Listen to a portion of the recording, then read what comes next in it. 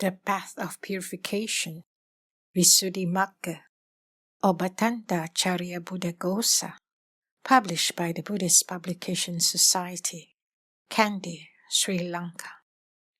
Part 2. Concentration, Samadhi. Namo tassa bhagavato arahato samma sambuddhassa. Namo tassa bhagavato arahato samma sambuddhassa. Namo tassa bhagavato arahato samma sambuddhassa. Chapter 7. 6 Recollections, Cha Anusati Nidesa. Extracts, passage 68 to 85. Recollection of the Dhamma. One who wants to develop the recollection of the Dhamma law should go into solitary retreat and recollect the special qualities of both the Dhamma of the scriptures and the ninefold supramundane Dhamma state as follows.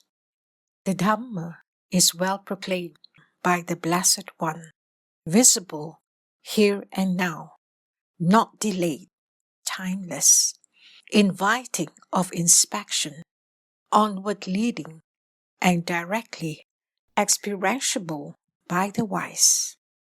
Well proclaimed, in this clause, the Dhamma of the scriptures is included as well as the other. In the rest of the clauses, only the supramundane Dhamma is included.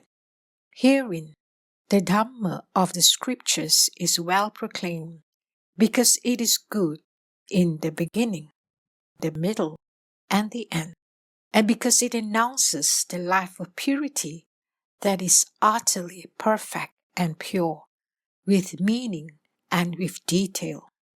Even a single stanza of the Blessed One's teaching is good in the beginning with the first word, good in the middle with the second, third, etc., and good in the end with the last word, because the Dhamma is altogether admirable.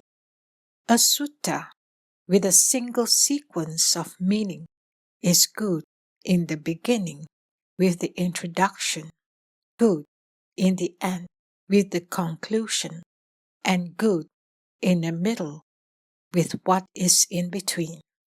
A sutta with several sequences of meaning is good in the beginning with the first sequence of meaning, good in the end with the last sequence of meaning, and good in the middle with the sequences of meaning in between. Furthermore, it is good in the beginning with the introduction, giving the place of, and the origin, giving the reason for its utterance.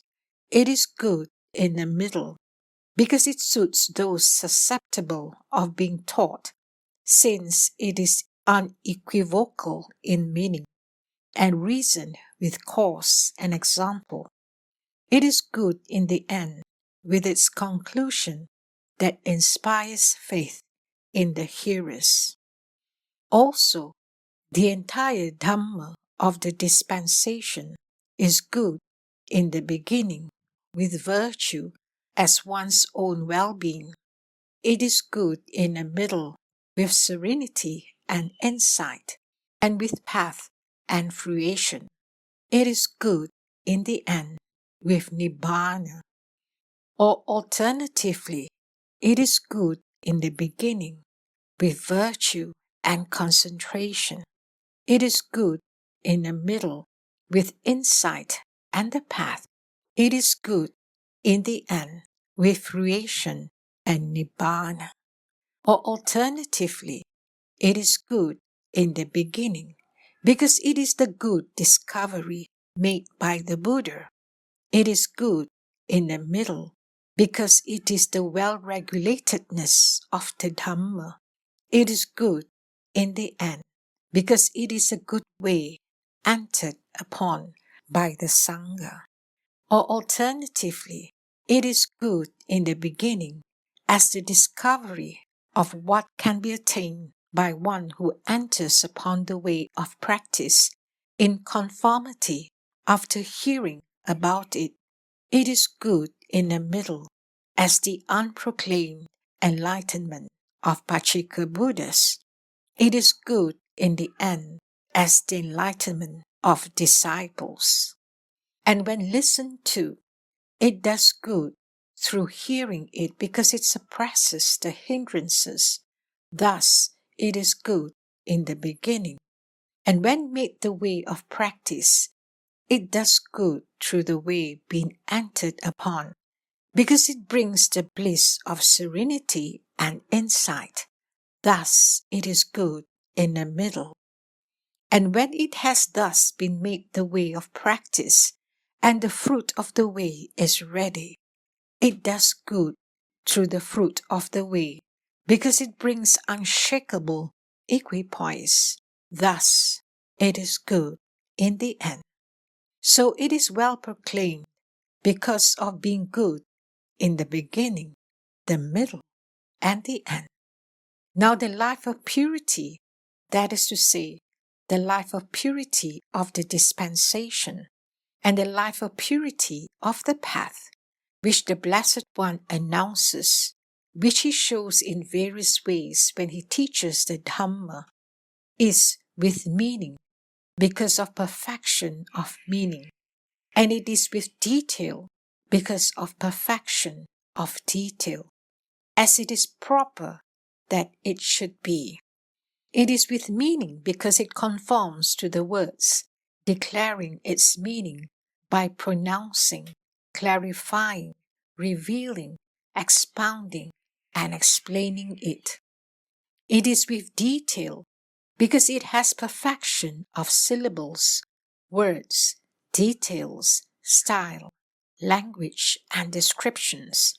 It is with meaning owing to the profundity of meaning and profundity of penetration. It is with detail owing to the profundity of law and profundity of teaching. It is with meaning because it is the province of the discriminations of meaning and of perspicuity. It is with detail because it is the province of the discriminations of law and of language. It is with meaning since it inspires confidence in persons of discretion, being experientiable by the wise. It is with detail since it inspires confidence in worldly persons, being a fit object of faith. It is with meaning because its intention is profound. It is with detail because its words are clear. It is utterly perfect, with a complete perfection due to absence of anything that can be added. It is pure, with the immaculateness due to absence of anything to be subtracted. Furthermore, it is with meaning because it provides the particular distinction of achievement through practice of the way, and it is with detail because it provides the particular distinction of learning through mastery of scriptures. It is utterly perfect because it is connected with the five aggregates of Dhamma, beginning with virtue. It is pure because it has no imperfection, because it exists for the purpose of crossing over the round of rebirth's flood, and because it is not concerned with worldly things. So it is well proclaimed because it announces the life of purity that is utterly perfect and pure, with meaning and with detail. Or alternatively, it is well proclaimed since it has been properly proclaimed with no perversion of meaning. For the meaning of other sectarians' law suffers perversion, since there is actually no obstruction in the things described there as obstructive and actually no outlet in the things described there as outlets, which is why their law is ill-proclaimed. But not so the Blessed One's law, whose meaning suffers no perversion, since the things described there as obstructions and the things described there as outlets are so in actual fact. So in the first place, the Dhamma of the scriptures is well proclaimed. The supramundane Dhamma is well proclaimed, since both the way that accords with Nibbana and the Nibbana that accords with the way have been proclaimed. According as it is said, the way leading to Nibbana has been properly declared to the disciples by the Blessed One, and Nibbana and the way meet. Just as the water of the Ganges meets and joins with the water of the Yamuna, so too the way leading to Nibbana has been properly declared to the disciples by the Blessed One, and Nibbana and the way meet. And here the noble path, which is the middle way, since it does not approach either extreme, is well proclaimed, in being proclaimed to be the middle way. The fruits of asceticism, where defilements are tranquilized, are well proclaimed too, in being proclaimed to have tranquilized defilement. Nibbana, whose individual essence is eternal, deathless, the refuge, the shelter, etc., is well proclaimed too, in being proclaimed to have an individual essence that is eternal, and so on. So the supramundane Dhamma is also well proclaimed, visible here and now. Firstly, the noble path is visible here and now, since it can be seen by a noble person himself when he has done away with greed, etc., in his own continuity, according as it is said, when a man is dyed with greed, Brahman, and is overwhelmed, and his mind is obsessed by greed, then he thinks for his own affliction, he thinks for others' affliction, he thinks for the affliction of both, and he experiences mental suffering and grief. When greed has been abandoned, he neither thinks for his own affliction, nor thinks for others' affliction, nor thinks for the affliction of both, and he does not experience mental suffering and grief. This, Brahman, is how the Dhamma is visible here and now. Furthermore, the ninefold supramundane Dhamma is also visible here and now, since when anyone has attained it, it is visible to him through reviewing knowledge without his having to rely on faith in another.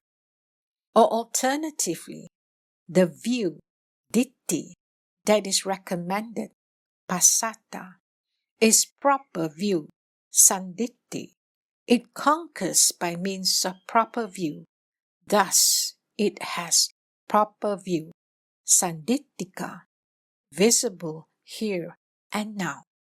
For in this way, the noble path conquers defilements by means of the proper view associated with it, and the noble fruition does so by means of the proper view that is its cause, and Nibbana does so by means of the proper view that has Nibbana as its objective field. So the ninefold supramundane Dhamma has the proper view, sandittika, is visible here and now, since it conquers by means of proper view, just as a charioteer, ratika, is so called because he conquers by means of a chariot, ratta. Or alternatively, It is seeing, dasana, that is called the seen, ditta. Then ditta and sanditta are identical in meaning as seeing. It is worthy of being seen, ditta. Thus it is visible here and now, sandittika. For the supramundane Dhamma arrests the fearful round of karma as soon as it is seen by means of penetration, consisting in development of the path, and by means of penetration, consisting in realization of Nibbana. So it is visible here and now, sandittika, since it is worthy of being seen, ditta, just as one who is clothable, vaitika, is so called because he is worthy of clothes, vata. Not delay. It has no delay, takes no time, kala, in the matter of giving its own fruit. Thus it is without delay, akala.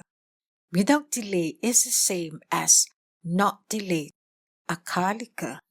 What is meant is that instead of giving its fruit after creating a delay, using up time, say 5 days, 7 days, it gives its fruit immediately next to its own occurrence. Or alternatively, what is delayed, kalika, what takes time, is what needs some distant time to be reached before it can give its fruit. What is that? It is the mundane law of profitable karma. This, however, is undelayed because its fruit comes immediately next to it. So it is not delayed, akalika. This is said with reference to the path. Inviting of inspection. It is worthy of an invitation to inspect. Ehipasavidi, given thus, come and see this Dhamma. Ehipasa imang Dhammang. Thus it is inviting of inspection. Ehipasika. But why is it worthy of this invitation? Because it is found and because of its purity. For if a man has said that there is money or gold in an empty feast, he cannot say, come and see it. Why not? Because it is not found. And on the other hand, while dung and urine may well be found, a man cannot, for the purpose of cheering the mind by exhibiting beauty, say, come and see this. On the contrary, they have to be covered up with grass and leaves. Why? Because of their impurity. But this ninefold supramundane Dhamma is actually found as such in its individual essence, and it is as pure as the full moon's disk in a cloudless sky, as a gem of pure water on bleached cloth. Consequently, it is worthy of the invitation to inspect, since it is found and pure.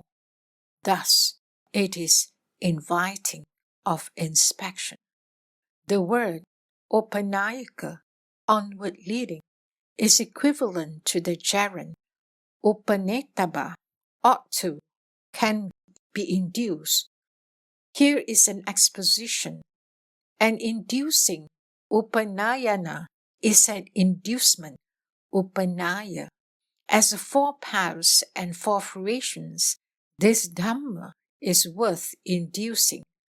Upanayana arahati, that is, arousing in one's own mind, subjectively, by means of development, without any question of whether or not one's clothing or one's head is on fire. Thus it is onward leading, upanayika.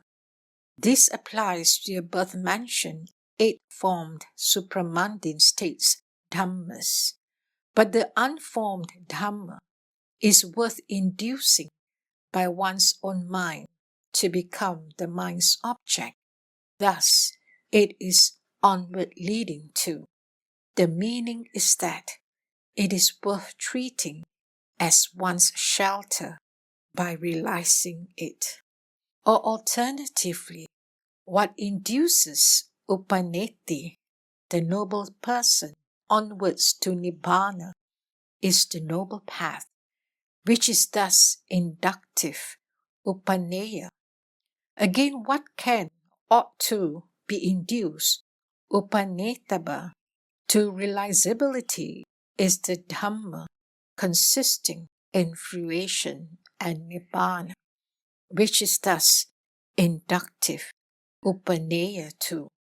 The word upaneya is the same as the word upanayaka, is directly experientiable by the wise. It can be experienced by all the kinds of wise men, beginning with the acutely wise, each in himself. Thus, the path has been developed, fruition attained, and cessation realized by me. For it does not happen that when a preceptor has developed the path, his co-resident abandons his defilements, nor does a co-resident dwell in comfort owing to the preceptor's attainment of fruition, nor does he realize the nibbana realized by the preceptor. So this is not visible in the way that an ornament on another's head is, but rather it is visible only in one's own mind. What is meant is that it can be undergone by wise men, but it is not the province of fools. Now, in addition, this Dhamma is well proclaimed. Why? Because it is visible here and now. It is visible here and now because it is not delayed. It is not delayed because it invites inspection. And what invites inspection is onward leading. As long as a meditator recollects the special qualities of the Dhamma in this way, then on that occasion his mind is not obsessed by greed or obsessed by hate or obsessed by delusion. His mind has rectitude on that occasion, being inspired by the Dhamma. So when he has suppressed the hindrances in the way already described, the jhana factors arise in a single conscious moment. But owing to the profundity of the Dhamma's special qualities, or else owing to his being occupied in recollecting special qualities of many sorts, the jhana is only access and does not reach absorption. And that access jhana itself is known as recollection of the Dhamma too, because it arises with the recollection of the Dhamma's special qualities as the means.